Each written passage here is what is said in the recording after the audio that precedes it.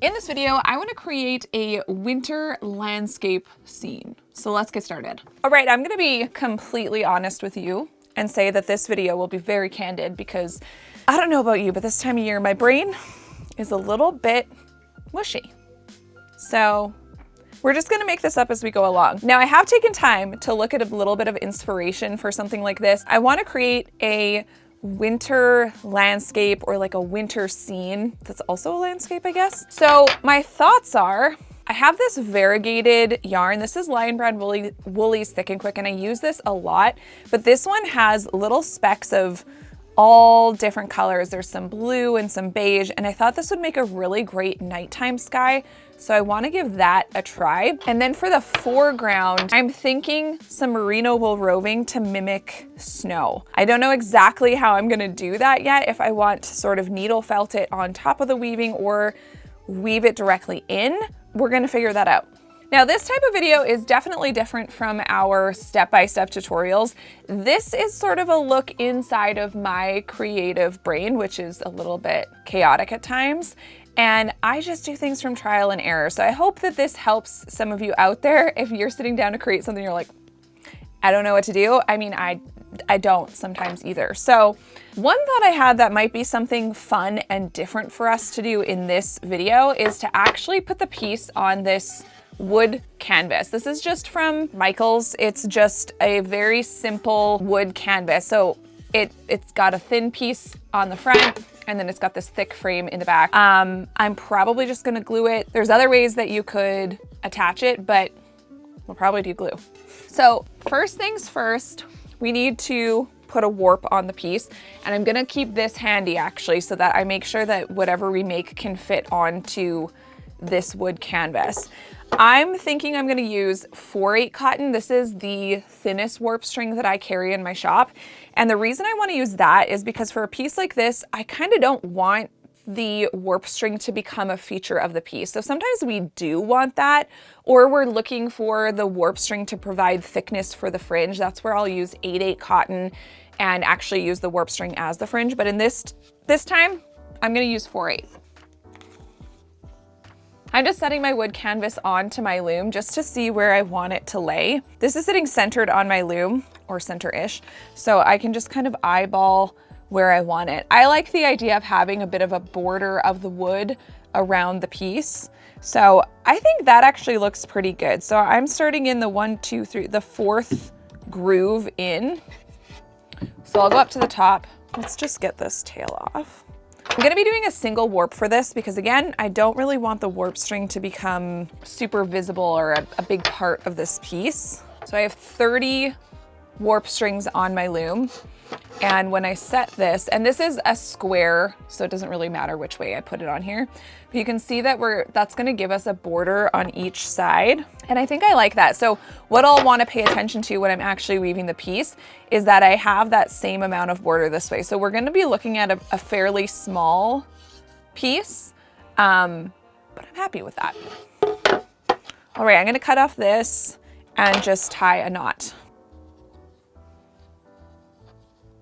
So right now I'm just putting some tape onto my loom so that I can work flat on the table. Sometimes I get questions about weaving flat on the table versus weaving with your loom upright. And it's really just a personal preference and what feels good for your body. Now we do have a video on how you can use these looms, our flat pack frame looms, with an easel. So if you prefer to weave upright, you can do that. And that actually allows you to have sort of one stand, and you can use that for multiple different looms.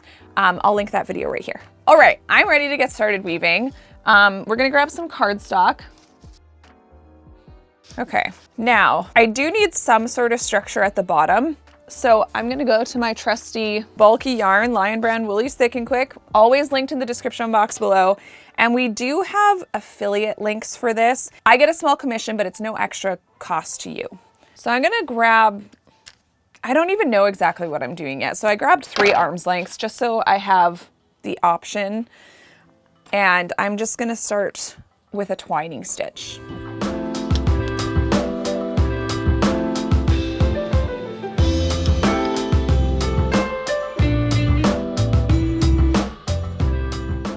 Now my piece widthwise is about 7 inches. So that means I want it to be about 7 inches tall as well. I'm just gonna confirm this is actually square. So we have 10 by 10, so it is. So that's gonna leave us with about 1.5 inches on every side. That sounds good to me for a frame. I think regardless, I will do a couple rows of plain weave just so that we have a little bit of structure here at the bottom of the piece. I know we have the twining stitch, but a little bit of plain weave goes a long way too. So I have some natural merino wool roving. This is just the undyed merino, so it's like a soft off-white. And if I weave this over 2 under 2, we could do the like pulling up the loops. So that could potentially act as the snow. Might be a little bit too billowy because, so the other option, and what might make more sense in my head, is that if we just weave some plain weave and I can needle felt the roving on top, it's gonna sort of allow me to, I think, be a little bit more organic with the way that the snow looks, because I can kind of bunch it however I want without it getting super, super thick.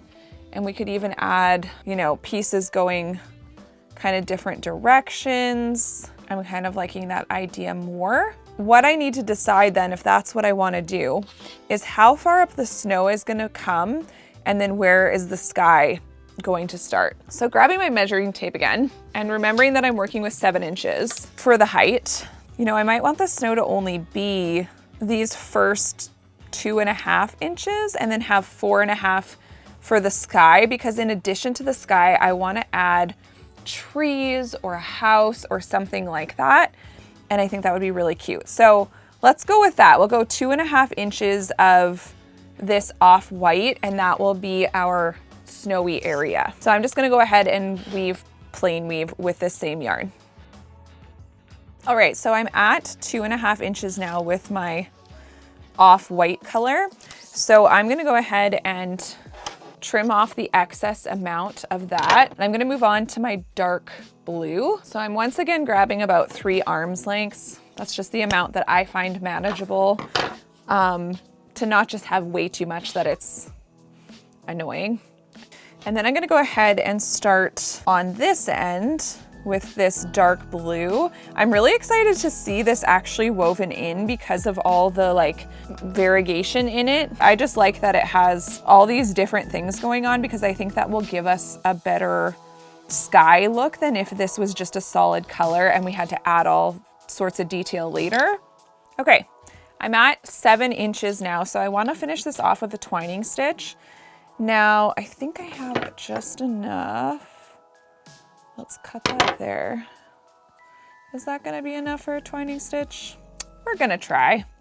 I always like to cut that piece off and start my twining stitch with a new piece, because otherwise it sucks in. Now, I am gonna grab a shorter needle for this, just because this piece of yarn isn't super long. So I just have a little plastic needle instead. So now that that's all done, I'm gonna go ahead and flip this over and tuck in all the ends before we keep going.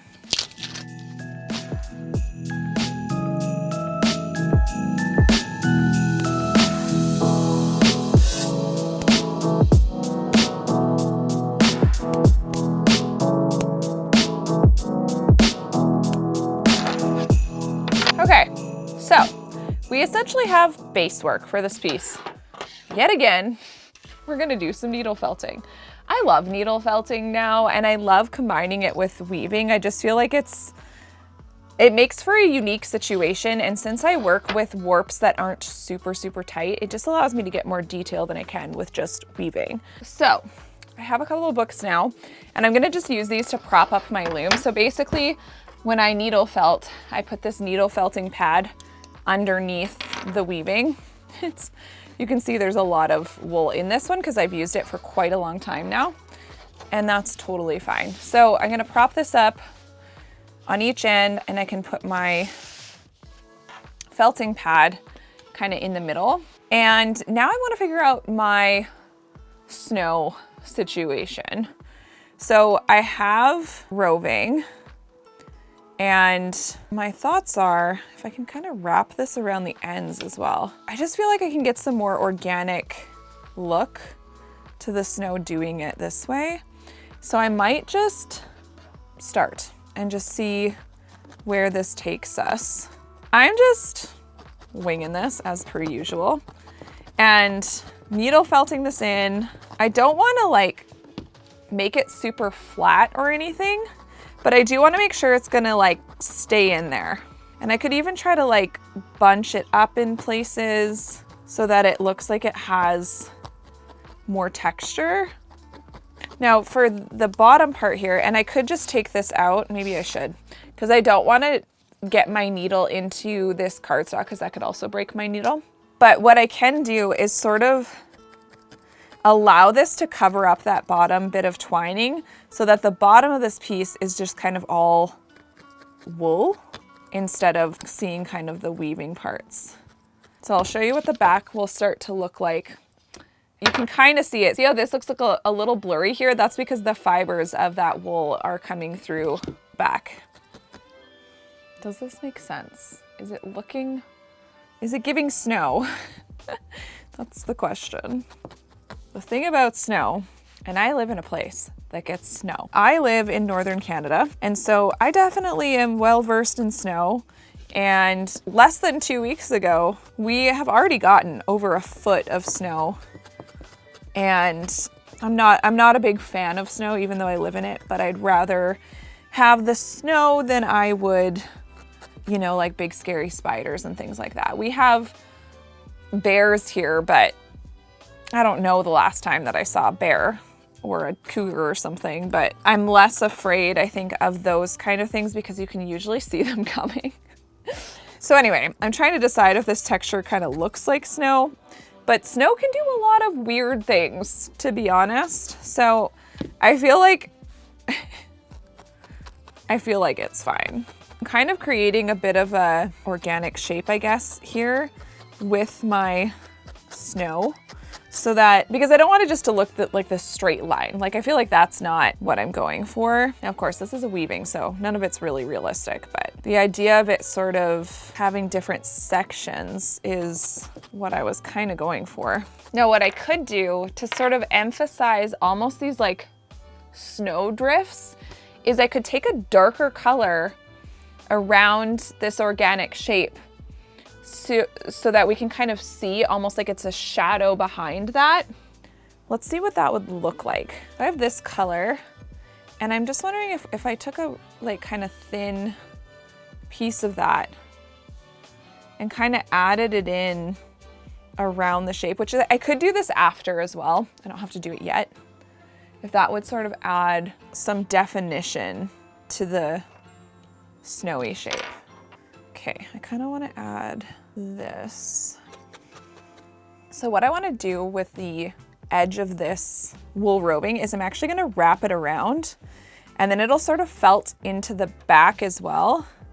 But I just think that's like a nicer finish than if I were to cut this. It's not going to be very nice if I cut it. So if I just kind of wrap those around, and I still have a ways to go. I'm not totally sold on how I'm doing this, but I feel like it's one of those things, I feel like it's always the thing where I just have to do it and then try to like, you know, figure out and decide if that was the best way to do it or not, and then keep going.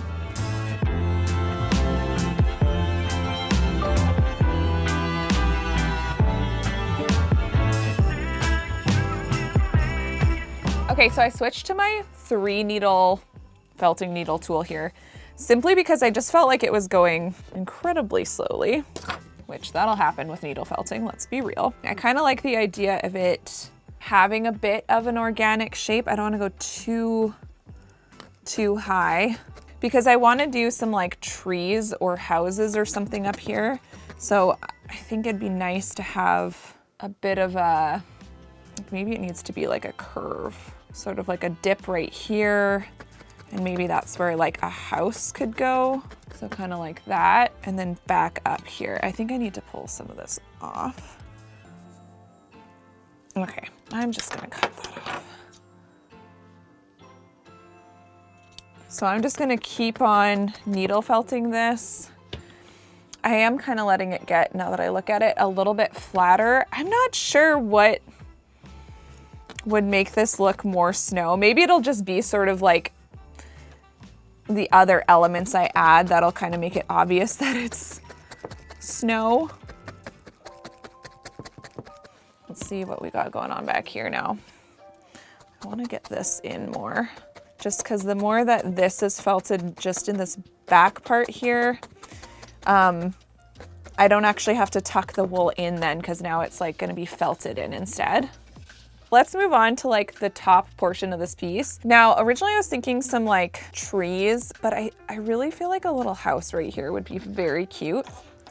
So maybe our house, I think it needs to stay in a kind of light color just because the background is so dark. So we want it to have a little bit of definition. So I'm gonna grab a little piece of this beige color, and I kind of wanna, I'm just gonna fold it, maybe just roll it even. And I'm thinking a little house right here in the middle. Oh yeah, I think that'll be cute.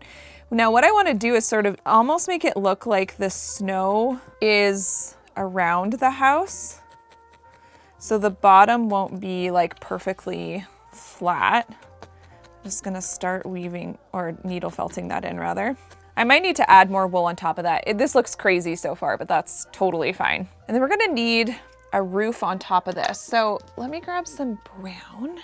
I have two different browns to choose from. This one is a little bit lighter, which might show up better, but I kind of think this one I might just like better.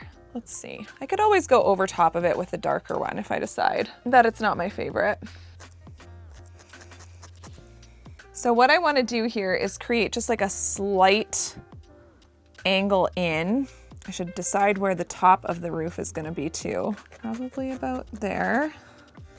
So I want it to go just in ever so slightly. Now it's suddenly starting to look, needle felting is so funny that way. You kind of have to just like keep going through the parts that look kind of bizarre. And then eventually it starts to actually look like something. I think this can come down a bit. So that's one way to, if you're like, oh, that roof is a little tall, I can angle my needles in like this, and that'll help bring it down just a bit. And then you can also go really slow if you're like in a more detailed spot. So we have a little house here. It's turning out pretty good. Now, I think we need some more details on the house so that it looks more housey. So I'm thinking some little windows. They're gonna be very small. This is a very small house. I'm gonna zoom in for you so we can like have some more detail shots here. So I'm thinking a few little windows. I'm gonna get some black, or maybe even this would be okay. Because I'm just a little worried like black might be a bit too dark on this piece. Maybe it wouldn't though. Just because yeah, I'm gonna use black. Usually I don't work like, here's my hand. This is a very small detail I'm about to add. So it might be a little bit tricky, but gotta give it a try. So I have a tiny little piece of wool, and I wanna make a rectangle or square-ish shape. So I'm being very delicate with this needle felting because it'd be really easy to get this sort of like, and it is even a bit of a wonky shape. Maybe one on this end and then one in the middle.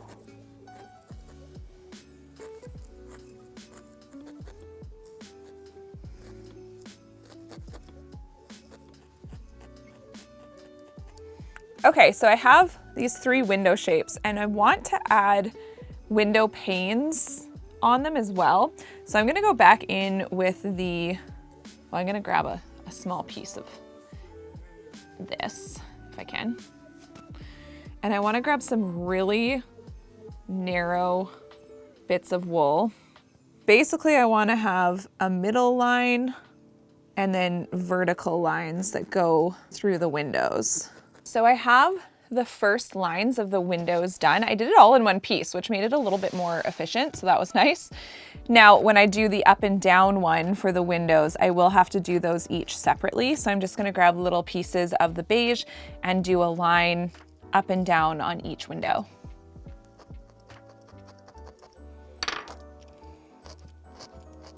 All right, I have finished my little windows. I think they're really, really cute.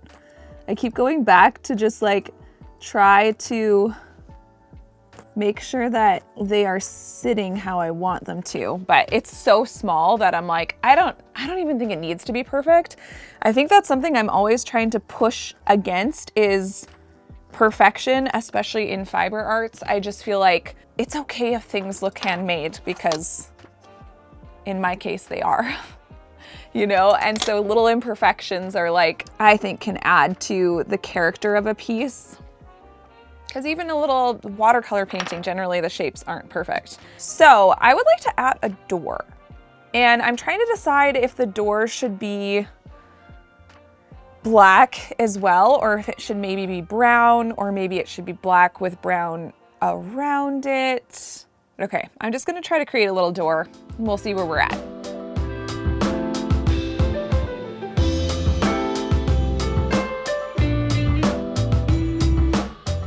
Okay, so this one window, I mean, it's a little funky. This window is a little bigger, you know, they're not all the same size, but like, I think this little house is turning out to be very cute. It's hard to stop needle felting, I find. But I wanna add a chimney. I'm just trying to square off this door a little bit better. Okay, I think I'm just gonna stop because I feel like I could just keep going and going. So I wanna add a little chimney to the top here. And I'm thinking I'm gonna do that with the beige as well. So I just grabbed a little tiny piece. I'm just gonna kind of roll this up. I just kind of make the wool into a bundle and then I figure out how to form it into the shape once it's kind of partially felted. I'm actually thinking I'm gonna add it to this side. So just like with the windows, I'm just gonna needle felt this into a bit of a rectangle shape and that will be my chimney. Okay, we've got a little chimney and now I'm thinking that we'll do a little bit of smoke coming out of the chimney. So I'm gonna use the off-white for that because I want there to be a little bit of contrast and I definitely think it's the best sort of contrast we can get in this sky. So I just pulled off a really thin piece and I'm thinking I'm gonna double it over just to make it a bit thicker. And I just want it to sort of come out of the chimney and sort of flail off into the sky. Maybe kind of like that. I feel like it should go this way. For some reason that just doesn't look quite right. So I'm just gonna kind of pull that off. Oh yeah. So this part won't really need to be needle felted a ton, just as long as it doesn't just like immediately fall off, I think is enough. So I kind of let this be wispy at the top because I feel like kind of works with it being smoke. Let's just trim that off. I think I just want to add a couple more things. One I thought would be really cute to almost add, like, make it look like there's little footprints in the snow. Like almost as if someone has walked up, or maybe not even walked up. Maybe it should just be like a little trail.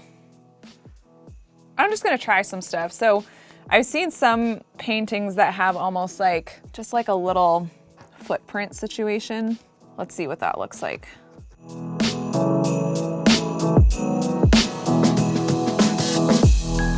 Okay, so I actually went with more of a trail situation than a like footstep situation. And I think I'm quite liking it. I might have to add more wool, but I like that as I needle felt this in, it's actually creating like divots in our snow in kind of a fun way because it kind of makes it look like it's like there's some dimension there, like it's actually a bit of a trail up to the house. Okay, we have a path. I quite like it, and I think this piece is turning out to be really, really cute. So I'm just kind of pulling at the white because I want it to you know, I just want the path part to be indented. Okay, we're gonna call it good. I feel like it's one of those things where it's like the perfectionist gets to me. I think this piece is done. It's looking really cute. And it's one of those ones that I could probably keep fussing with, but I think where I'm at is just like, it's really cute. So we're gonna finish this piece off. To finish this piece off, I'm gonna try a Damascus edge. I do have a specific tutorial for that you can find on our channel, but we're gonna do it again here. So the first thing I'm gonna do is I'm actually gonna cut this piece completely off the loom because we actually need the warp strings to not be in the loops for this technique anyway, so it's easier just to cut it off. And then for this part, I'm just gonna lift up and cut. I'm putting my weaving on its front, and I am gonna take my books just to weigh this down a little bit. And we work with 2 strings at a time for the Damascus edge. These bottom ones are a little bit short, but that's okay. So basically what you're gonna do is bring the right string over the left, so it's like a reverse 4. And then this one is a little harder to see, and then bring it through that loop. And then put it up. And then we're gonna work on the next string. So the right over the left, and then bring that right string. So here's the right over the left, and then bring the end through the loop and pull it up. So I'm gonna keep going, right over left, bring the end through the loop and pull that up. I'm gonna do this all the way across the piece, and when I pull up, I'm trying to sort of keep it above the next string. So I'm not pulling it back over here. I'm keeping it above the existing string. So let's just do one more together. Right over left, and then bring the end through the loop. Now this left string, that's where I'm pulling up with the right string to just stay straight above it and not pull it right or left, just to stay nice and straight with where this one is coming out. All right, I'm gonna keep going all the way. So I have my half Damascus edge finished, and I'm kind of contemplating doing the full Damascus edge. So that means we would just go back and do it again, just because I can't tuck these ends in because we have all this felt back here now. So I'm thinking that might be a good idea. So to do the full Damascus, you basically just bring all those threads back down and do that whole process a second time.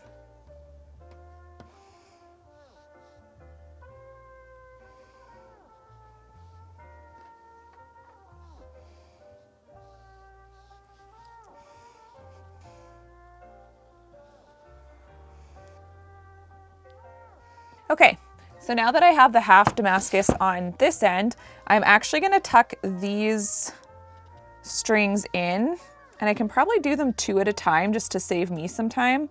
So I'm just grabbing a few loops on the back of my weaving here, and then threading my needle and then pulling that through. And I kind of want to pull it a little bit tight just so that hopefully we don't see too much of these strings once we flip it over, if that makes sense. So I don't want to see all of this if possible. And if we do see a little bit, that's fine. But ideally, by tucking them in, it sort of pulls them a little bit tighter into the weaving itself.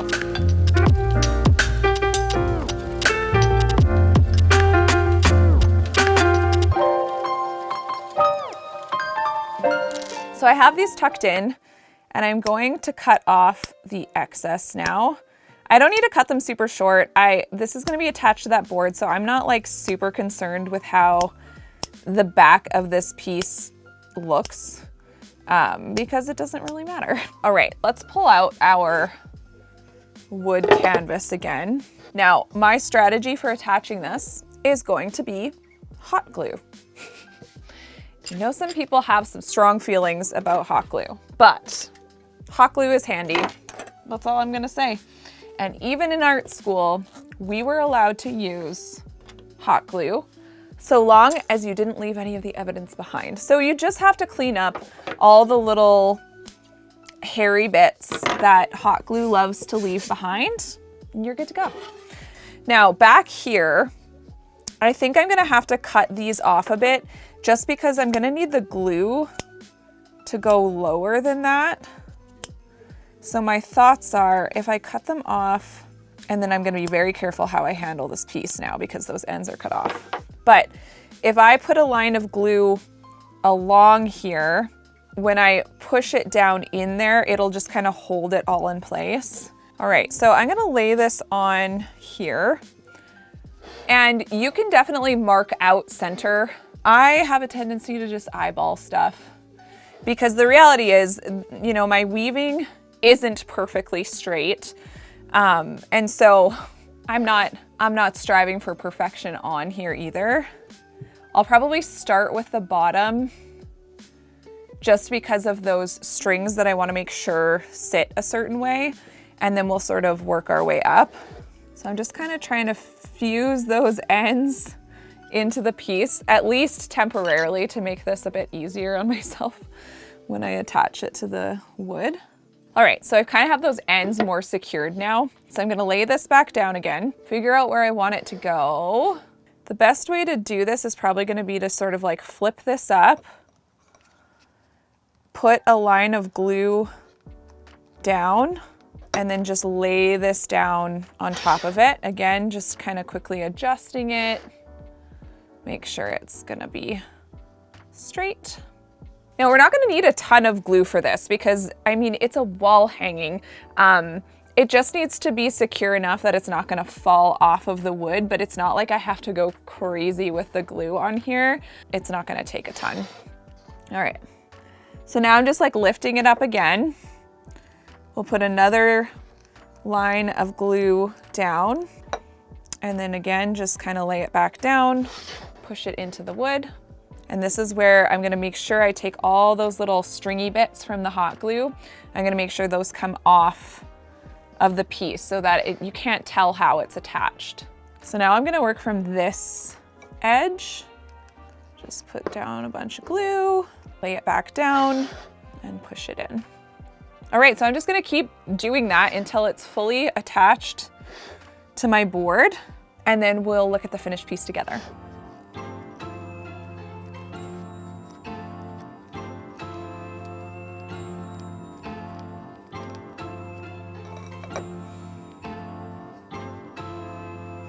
All right, it's all done, so let's have a look at the finished piece.